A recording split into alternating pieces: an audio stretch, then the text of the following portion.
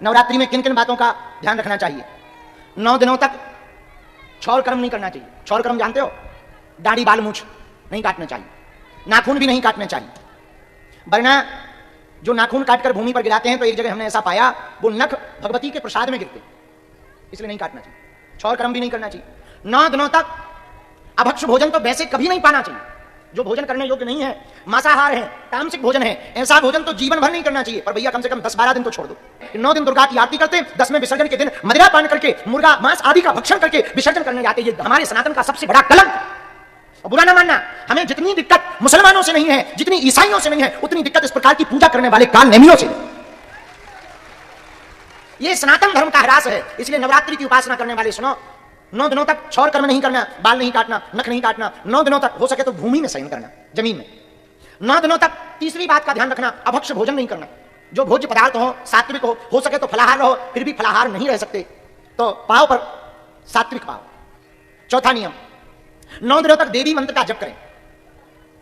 भगवती का मंत्र आता हो तो ठीक है, ना आता हो तो जय माता दी गाओ। और सुनो, भगवती भाव की भूखी है, श्लोक की भूखी नहीं है। एक गांव में एक पंडित जी रहते थे, सीधे साधे बूढ़े पुराने। वो एक नदी के किनारे देवी का जप कर रहे थे, तो उनका श्लोक शुद्ध नहीं था। तो नमस्तस्यै की जगह वो कहते थे नमस्तस्मै नमस्तस्मै नमस्तस्मै नमो नमः। कोई भी श्लोक, एक श्लोक है ना, या देवी सर्वभूतेषु शक्ति रूपेण संस्थिता नमस्तस्यै, वो कहते थे नमस्तस्मै नमस्तस्मै नमस्तस्मै नमो नमः। एक विद्वान पंडित जी खड़े थे, बोले वाह, शर्म नहीं आती आपको? इस प्रकार से आप बोल रहे हो, नमस्तस्यै की जगह नमस्तस्मै बोल रहे हो, नमः तस्मै बोल रहे हो, नमस्तस्मै बोल रहे हो। नहीं, गलत, बहुत गलत। पंडित जी बोले महाराज हम तो यही गाते हैं। बोले कब से गा रहे? बोले 80 साल हो। बोले फिर तो बहुत पाप का काम किया, तुम्हारे सब पुण्य चले गए। अब वो बेचारे रोने लगे, गिर गए। बूढ़े पंडित जी सीधे साधे। तत्क्षण दोनों के बीच में भगवती प्रकट भई, और जो विद्वान थे, ज्यादा संस्कृत झाड़ रहे थे, उनको डांटकर बोली सुनो, वो जैसा बोल रहा ठीक बोल रहा है। तो विद्वान पंडित जी ने कहा मां, आपका ये अर्थ का अनर्थ कर रहा, नमस्तस्यै की जगह नमस्तस्मै नमस्तस्मै कह रहा, स्त्री लिंग को पुल्लिंग बना रहा है।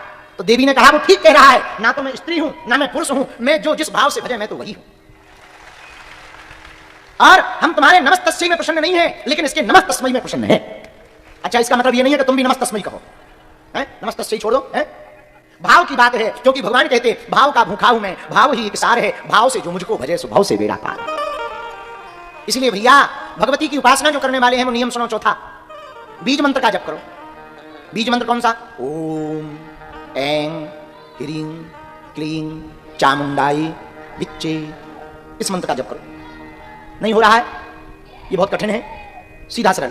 जय माता दी जय माता दी जय माता दी बोलिए, जय माता दी जय माता दी, चलो बुलावा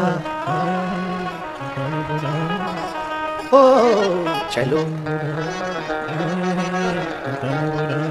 गांव की माताओं को मंत्र नहीं आते, पर वो माता के जगराते भजन गाते रहती। ऊंचे पर्वत पे मैं दरबार लगाया है, चलो बुलावा आया है, माता ने बुलाया है। आपको यदि भजन आए तो भजन गाओ, श्लोक आए तो श्लोक गाओ। कुछ भी नहीं आता तो प्रतिमा के सामने बैठ जाओ, बस उनसे कहो मां हम कुछ नहीं जानते हैं, हम तुम्हारे पूत हैं, तुम हमारी मां हो, यही जानते हैं। बस इतने में ही भगवती भैया प्रसन्न हो जाए। मां को क्या चाहिए?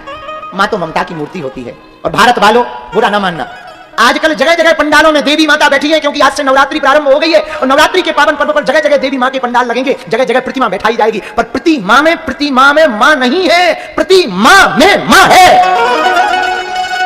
यदि तुम प्रतिमा में मां को खोजोगे तो ना तो तुम्हें दुर्गा मां के दर्शन होंगे, न काली मां के दर्शन होंगे, न विंध्यवासिनी के दर्शन होंगे, न चामुंडा के दर्शन होंगे, न चंडी के दर्शन होंगे, क्योंकि मां प्रतिमा में नहीं है, मां तो प्रतिमा में है।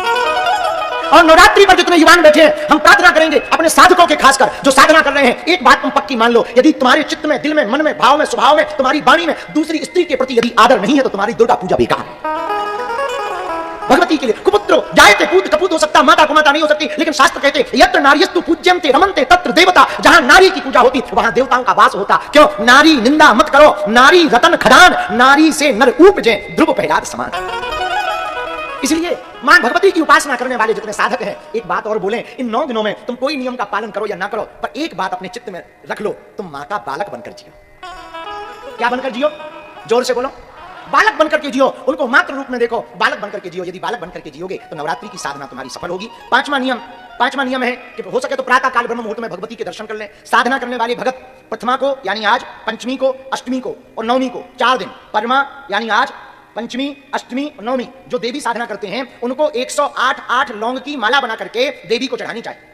108 लौंगों की माला बनाकर प्रतिमा को, पंचमी को, अष्टमी को, नवमी को किसी एक दिन या चारों बार 108 लौंग की माला बनाकर उसी माला से जय माता दी या ओम नमश्चंडिकाय नमः ये मंत्र का जप या बीज मंत्र जो बोला वो या गुरु मंत्र का जप बोलकर पूरी माला का जप करके देवी को चढ़ा दे। फिर बाद में उसी माला को उतारकर अपने घर पर रख लें। सदैव देवी का वास तुम्हारे आसपास रहेगा।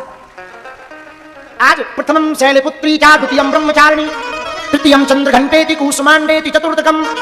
आज पहला दिन शैलपुत्री का है। शैलपुत्री मां की उपासना करने वाले साधक सुनो, पहले दिन मां शैलपुत्री पर्वत की पुत्री की पूजा की जाती है। भगवती मां परांबा शक्ति पर्वत की पुत्री के रूप में है। उनकी पूजा किस भाव से करनी चाहिए? जैसे पर्वत अपनी बात के लिए हर परिस्थिति में अडिग रहते हैं, खड़े रहते हैं, चाहे आंधी हो, तूफान हो, पानी बरसे, पर्वत खड़े रहते हैं। वैसे ही साधक को भी पहले दिन शैलपुत्री की पूजा करके ये प्रण लेना चाहिए, पृथ्वी पलट जाए पर हम नवरात्रि का नियम नहीं छोड़ेंगे, उपासना का नियम नहीं छोड़ेंगे। तो आज का दिन संकल्प का दिन है। कौन सा दिन है? बोलो बोलो बोलो। उपासना के प्रारंभ में संकल्प का दिन है। आज संकल्प लिया जाता है हम 9 दिनों तक ये करेंगे, ये नहीं करेंगे। तो पहला नियम आपको, 5 नियम आपको पता चली गए। भूमि पर शयन करना, अभक्ष भोजन नहीं करना, नक्सिक आदि छौर कर्म नहीं करना, नाखून आदि काटना नहीं है, सब में देव दृष्टि रखना, स्त्रियों में, माताओं में भगवती के दर्शन करने की चेष्टा करना, बीज मंत्र का जप करना, भगवती की आराधना करना, प्रथमा, पंचमी, अष्टमी और नवमी को लौंग की माला डालना, भगवती को दर्शन करके प्रणाम करके उस माला को अपने घर पर फिर स्थापित करना। इन 9 दिनों में 9 रूपों की साधना करनी। आज के दिन रात्रि काल में जो पूजा करें, शाम को जो पूजा करें वो शैलपुत्री माता के नाम से पूजा करें। जो भी भक्त साधक शैलपुत्री मां की पूजा आराधना करके मां शैलपुत्री को खीर का भोग लगाते हैं, उनको भगवती शैलपुत्री रूप में देवी माता कृपा करके आशीर्वाद देती हैं, हर मनोरथों को पूर्ण करती हैं। आज की पूजा धन धान की उन्नति के लिए की जाती है। यदि किसी के पास बहुत अर्थ आता हो, पैसा आता हो, रुकता ना हो, तो आज शैलपुत्री मां की पूजा करनी चाहिए, खीर का भोग लगाना चाहिए और 7 या 9 तांबे के सिक्का शैलपुत्री माता के चरणों में रख देना चाहिए। नवमी को वही तांबे के सिक्का उठा करके तिजोरी में रख देने से धन धान की वृद्धि भी होती है और धन रुकता भी है। ऐसा आज का महत्व है। बोलो सीताराम। भगवती जगज्जननी माता की जय हो। आज हमने 2-3 बातें बहुत विशेष रूप से कही जो आप लोगों को समझ में आई होगी। नवरात्रि क्यों मनाई जाती है ये पता चल गया। कितने दिन की होती है? 9 दिन की क्यों होती है ये भी पता चल गया। और भगवती का प्रागट्य कैसे हुआ, भगवती प्रकट कैसे हुई? देवताओं के तेज से भगवती प्रकट हुई, इसलिए इनके समान कोई दूसरा शक्तिशाली नहीं है। अब कल की कथा में हम आपको सुनाएंगे कि सीता जी ने एक रावण को मारा था। सीता जी, राम ने तो एक रावण को मारा, हनुमान जी ने अहिरावण को मारा, सीता जी ने भी एक रावण को मारा था। वो कल बताएंगे।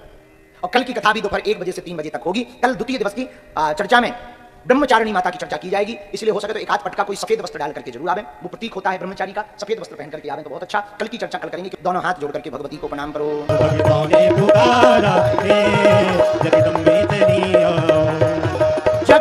चली आओ, जगदम्बे चली आओ, महारानी चली आओ, जगदम्बे चली आओ, महारानी